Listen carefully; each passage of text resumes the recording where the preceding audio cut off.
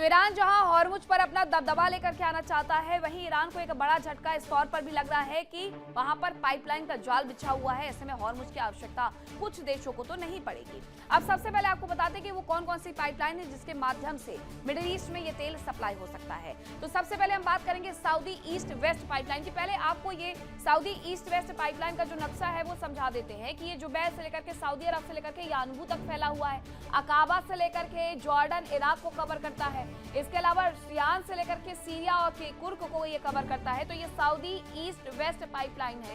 इसके साथ ये यूएई और फुजैरा तक को कवर करता है, इसलिए इसकी कोई आवश्यकता नहीं है। अगर अभी तक वो चिल्ला रहे थे कि आप हमसे आकर के बातचीत कर लीजिए, तो उसकी एक बड़ी वजह है कि सऊदी वेस्ट पाइपलाइन बिछी हुई है। सऊदी अरब की ईस्ट वेस्ट पाइपलाइन इसीलिए काफी अहम है क्योंकि यहाँ से 1200 किलोमीटर लंबी ये पाइपलाइन हो सकती है और लाल सागर से हो सकती है तेल की सप्लाई। तो एक बार फिर से आपको ये मैप समझा देते हैं। ये जो आप सऊदी ईस्ट वेस्ट पाइपलाइन देख रहे हैं, सबसे पहले आपको ये समझना होगा कि ये कहां से इंटरनली है। ये यूएई और फुजैरा को जोड़ता है। यहाँ से अगर आप और आगे बढ़ेंगे तो आपको ये जुबैल, सऊदी अरब और यानबू नजर आ जाएगा। इसके बाद आप देखेंगे कि यहाँ से इराक, जॉर्डन, अकाबा को ये कवर कर लेता है, सियान, सीरिया और किर्कुक को ये कवर कर लेता है। तो यहाँ से जब इतना सारा तेल भेज दिया जाता है तो फिर हॉर्मुज की आवश्यकता इन देशों के लिए तो समाप्त हो जाती है। अब सऊदी ईस्ट वेस्ट पाइपलाइन के बारे में एक बार फिर से आपको बताती हूँ कि लगभग 12,000 किलोमीटर लंबी ये पाइपलाइन हो सकती है। लाल सागर से 1200 किलोमीटर लंबी लाल सागर से तेल की सप्लाई यहाँ पर की जा सकती है। इसके अलावा यूएई और फुजैरा जो पाइपलाइन है, जो आपने अभी देखी, अब फिर से एक बार देख लीजिए कि यूएई और फुजैरा, ये वाली, ये जो आप यूएई और फुजैरा पाइपलाइन दे रहे हैं, इसके बारे में बताते हैं क्योंकि ये वाली जो पाइपलाइन थी ये सऊदी ईस्ट वेस्ट पाइपलाइन थी, ये यूएई और फुजैरा पाइपलाइन है। अब इसके बारे में एक बार फिर से जान लेते हैं कि आखिरकार इसमें खासियत क्या है। यूएई और फुजैरा पाइपलाइन ये यूएई से लेकर के ओमान के फुजैरा तक प्रस्तावित है। ओमान से तेल की सप्लाई हो सकती है, करीब 354 किलोमीटर ये लंबी हो सकती है। 354 किलोमीटर लंबी हो सकती है, सीधे सीधे तेल यहाँ से भेजा जा सकता है। तेल की सप्लाई के लिए हॉर्मुज पार करने के लिए इसके लिए आवश्यकता नहीं होगी। उसके बाद आती है दूसरी पाइपलाइन, हदीथा अकाबा पाइपलाइन। अब हदीथा अकाबा जो पाइपलाइन है उसके बारे में भी एक बार आपको फिर से समझा देते हैं। आप ये ऊपर जो देख रहे हैं ये हदीथा अकाबा पाइपलाइन है, ये वाली पूरी पाइपलाइन, और इसमें से जो कवर होता है वो होता है इराक से लेकर के जॉर्डन तक, अकाबा तक। अब इसकी खासियत क्या है? इराक के हदीथा से जॉर्डन के अकाबा तक ये प्रस्तावित है।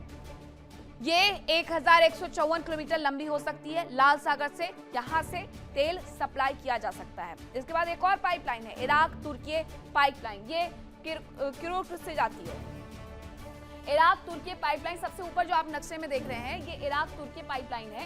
ये किर्कुक, सीरिया और सियान को कवर अप करती है। और ये कितनी लंबी है उसके बारे में आपको बताते हैं। ये 970 किलोमीटर लंबी हो सकती है ये पाइपलाइन। ये 970 किलोमीटर लंबी है, प्रस्तावित है। भूमध्य सागर से यहाँ से सीधे सीधे तेल सप्लाई किया जा सकता है। इसलिए कहा जा रहा है कि ईरान ने जो जाल बिछाया कहीं वो उसमें खुद ना फंस जाए, क्योंकि ये अभी प्रस्तावित है। हालांकि ये प्रस्तावित है, ऐसे में बनने में वक्त जरूर लग सकता है, लेकिन अगर ये सब कुछ बना लिया गया तो फिर ईरान का हॉर्मुज से दबदबा अपने आप खत्म हो जाएगा। अब एक और खबर आ रही है। खबर यह है कि ईरान इजराइल के हमले से ईरान एक बार फिर से, ये अमेरिका और इजराइल होगा, अमेरिका और इजराइल के हमले से ईरान दहला हुआ है। इसे जरा करेक्ट करवा लेंगे कि अमेरिका और इजराइल जो हमला कर रहा है उससे ईरान दहला हुआ है। पश्चिमी ईरान के आबदान में बहुत सारे विस्फोट किए जा रहे हैं। हवाई हमलों के बाद कई विस्फोट हुए हैं और ये दोनों ही राष्ट्र मिलकर के हमला कर रहे हैं, जिसमें अमेरिका और इजराइल शामिल है, जिसकी वजह से ईरान से ऐसी तस्वीरें सामने आती हैं कि पश्चिमी ईरान के आबदान में विस्फोट हुए हैं, हवाई हमले हुए हैं।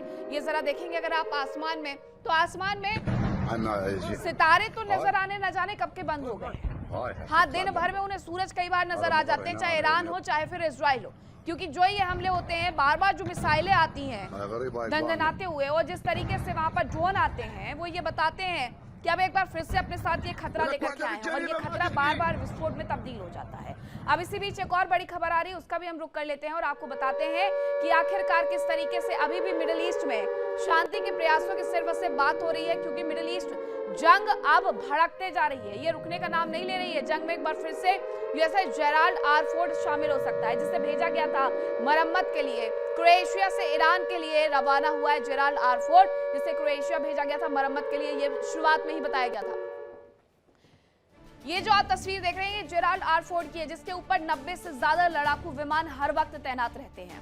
ये 6 महीने से कैरेबियन सी में तैनात था, जहां से इसे डाइवर्ट करके फारस की खाड़ी अरब सागर में भेजा गया था। और उसके बाद जब ये जानकारी मिलती है कि इसमें बहुत सारी खामियां हैं, इसे मरम्मत की आवश्यकता है, क्योंकि एक लंबे वक्त से ये ऑलरेडी समुद्र में तैनात था, तो इसे क्रोएशिया भेजा गया था मरम्मत के लिए। लेकिन अब तस्वीरें सामने आने लगी हैं कि इसे एक बार फिर से मिडिल ईस्ट में भेजा जा रहा है। ये जो आप तस्वीरें देख रहे हैं, 4 लेयर की सुरक्षा व्यवस्था है इसकी। इसे नुकसान पहुंचा पाना लगभग नामुमकिन माना जाता है, लेकिन ईरान की तरफ से यह दावा किया गया था कि उसकी मिसाइल ने इसे भेद दिया है, इसकी वजह से इसे मरम्मत की आवश्यकता हुई है जेराल्ड आर फोर्ड को। अब्राहम लिंकन पहले से तैनात है, जेराल्ड आर फोर्ड भेजा जा रहा है, यूएसएस त्रिपोली वहां पर पहले से तैनात है। तो मिडिल ईस्ट में यूएसएस जेराल्ड आर फोर्ड का जाना सीधे सीधे ये बताता है कि अभी इस जंग को अमेरिका और ज्यादा भड़काने के मूड में है। जैसा राष्ट्रपति ट्रंप की तरफ से कहा गया था कि अभी ये जंग 2 से 3 हफ्ते और चलेगी।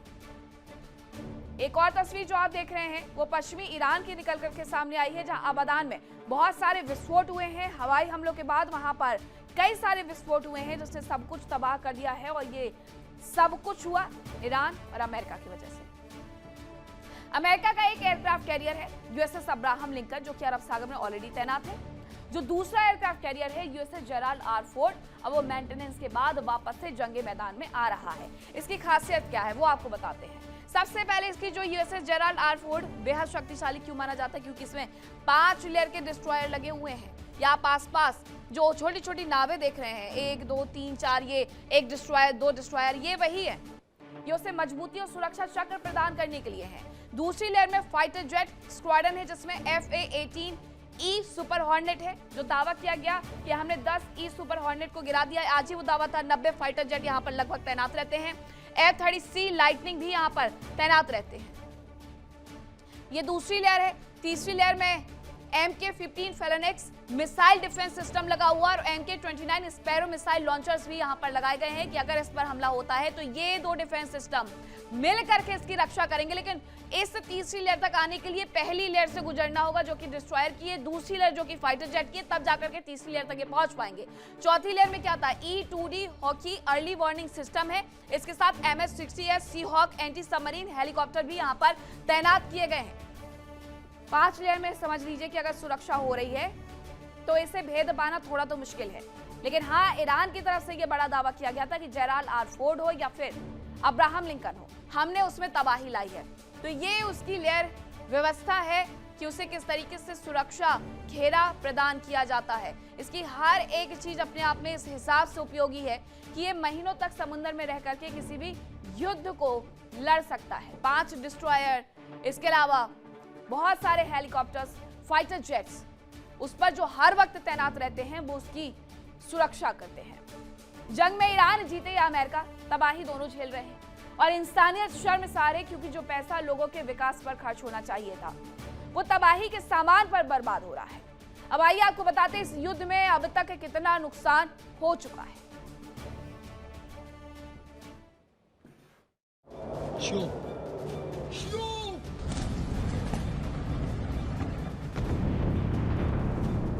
28 फरवरी से मिडिल ईस्ट में जिस जंग की शुरुआत हुई, उसमें अब तक ईरान तबाह हो चुका है।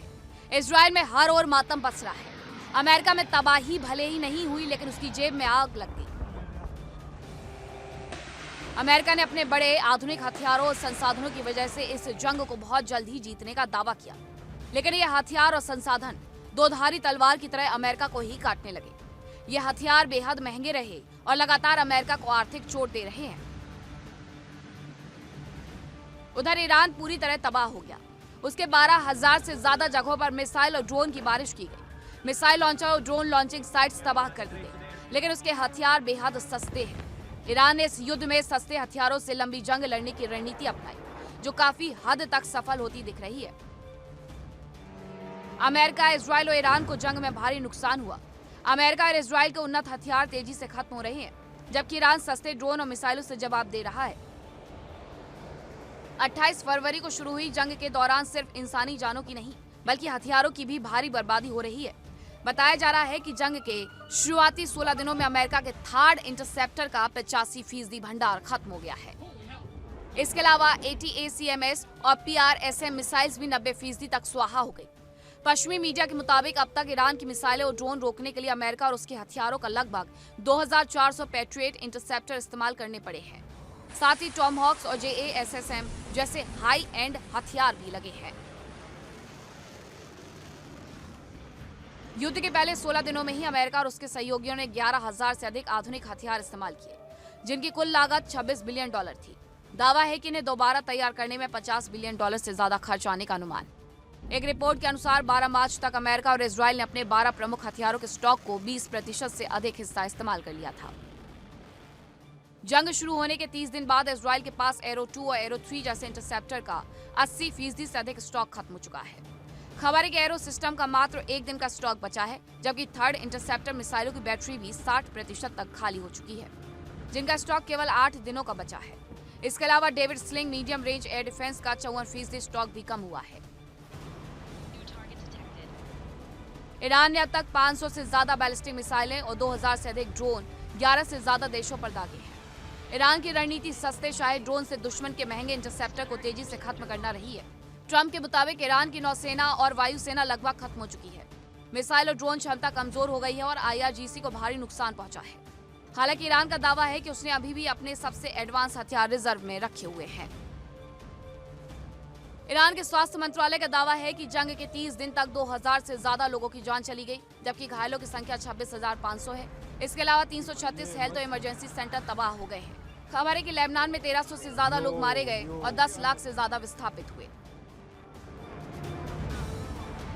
देखिए इंडिया डेली 24/7 अब आपके स्मार्ट टीवी पर। इंडिया डेली मौजूद है सभी डिजिटल प्लेटफॉर्म पर लाइव और लगातार। इंडिया डेली 24/7 हर दिन राष्ट्र को समर्पित।